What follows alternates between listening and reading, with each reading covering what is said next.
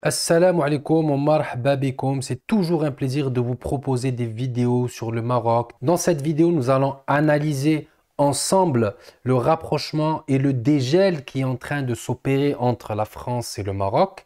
Disons-le dès le début, un renforcement des relations, un dégel, un réchauffement, la fin de ce froid entre Paris et Rabat est une excellente nouvelle pour le Maroc car le pays est confronté à des défis inédits et historiques.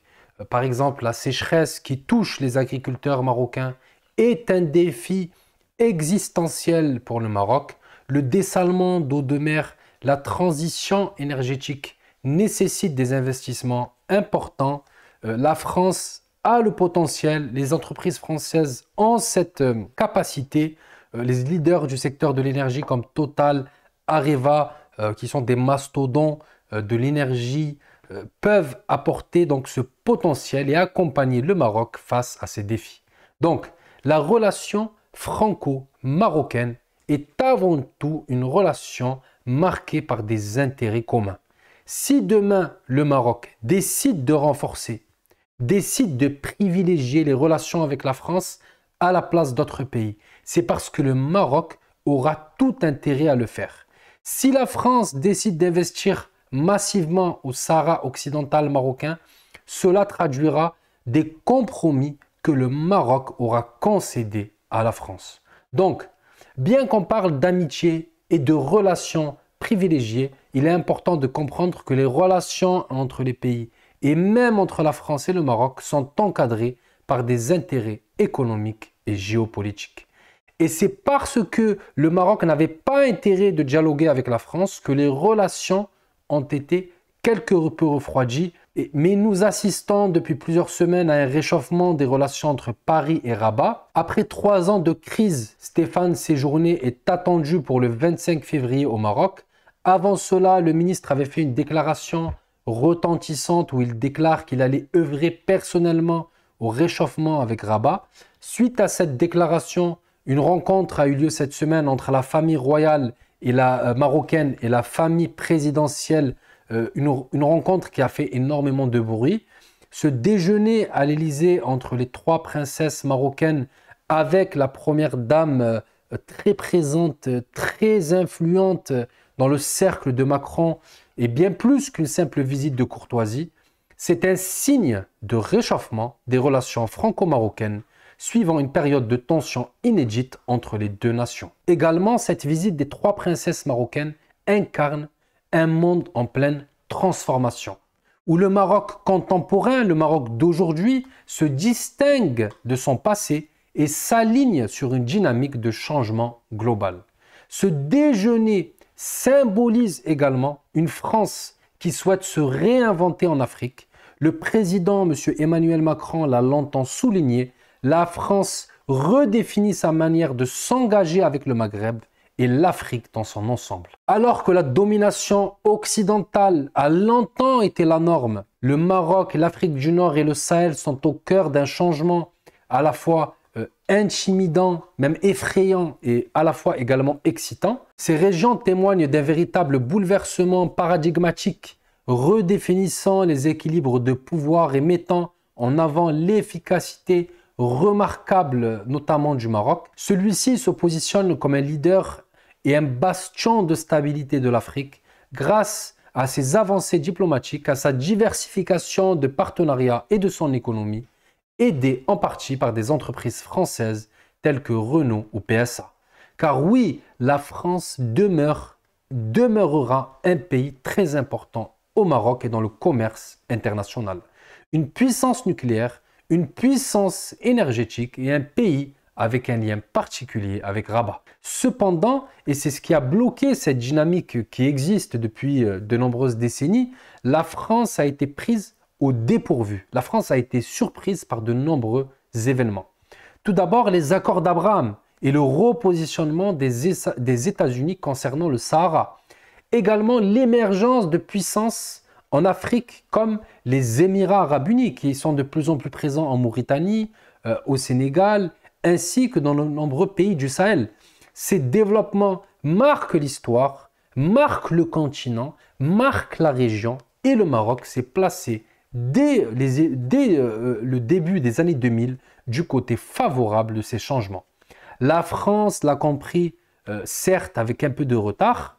L'invitation des trois sœurs, des trois princesses, des trois sœurs du roi Mohamed Sadi, Allah yansuru, Lalla Asma, Lalla Maryam et Lalla Hasna à l'Élysée, donc pour un déjeuner organisé avec Madame Brigitte Macron elle-même, en est une preuve concrète. Cette invitation n'est pas seulement un geste, mais aussi un signal fort de la part de la France, une volonté de renouer et de renforcer ses liens avec le Maroc dans un contexte donc de changements globaux. Cependant, il est nécessaire de nuancer ce rapprochement, car ce rapprochement entre Rabat et Paris met en lumière toutes ces fissures, toutes ces divisions qui existent en Afrique du Nord entre le Maroc, l'Algérie et la Tunisie.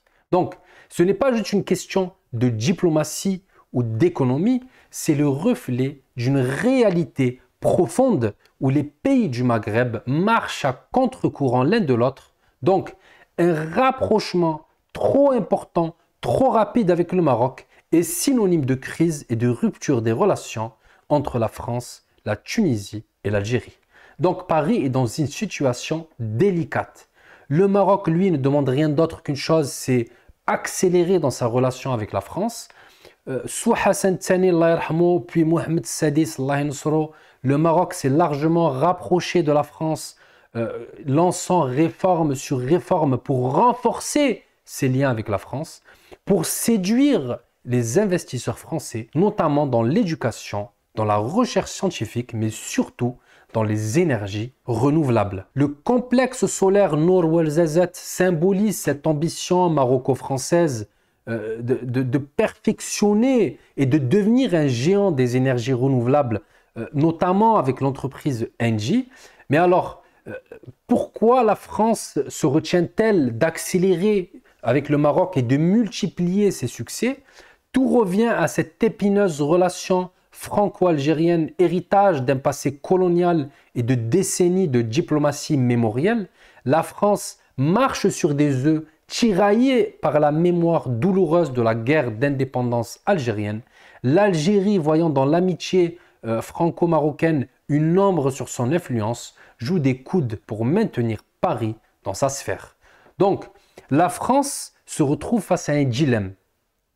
Concilier son passé et ses intérêts avec Alger et son ambition de s'aligner plus étroitement avec un Maroc dynamique, prêt à redéfinir sa place dans la région et dans le monde. Cet équilibre précaire, Paris cherche à le maintenir non sans mal, car le vent est en train de tourner. Des nouveaux acteurs entrent en jeu, les Émirats, les Américains, les Saoudiens, les Israéliens, les Turcs, etc. Tout cela redessine la carte des alliances, offrant au Maroc de nouvelles opportunités pour diversifier ses partenariats économiques. La conclusion à tirer de cette relation franco-marocaine dans le contexte des dynamiques géopolitiques actuelles révèle une vérité incontestable. Le Maroc se positionne sur l'échiquier international, redéfinit son rôle et ses alliances avec une clarté qui force l'admiration. Donc, cette invitation des princesses marocaines, Stéphane Séjourné qui souhaite devenir le meilleur ami du Maroc, symbolise le désir mutuel de renforcer une relation à la fois bilatérale, historique et basée sur des intérêts communs et sur deux pays qui se respectent. La France, avec ses liens profonds et complexes avec l'Afrique du Nord, se trouve donc face à des choix.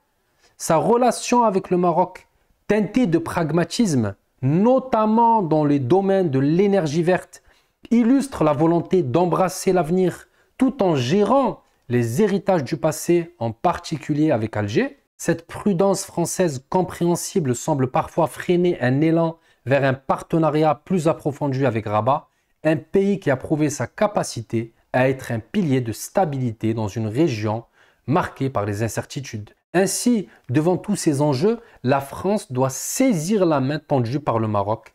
Elle affirmera non seulement son rôle de puissance mondiale responsable, essentiel pour le Maroc, pour la Méditerranée, pour naviguer les défis du XXIe siècle.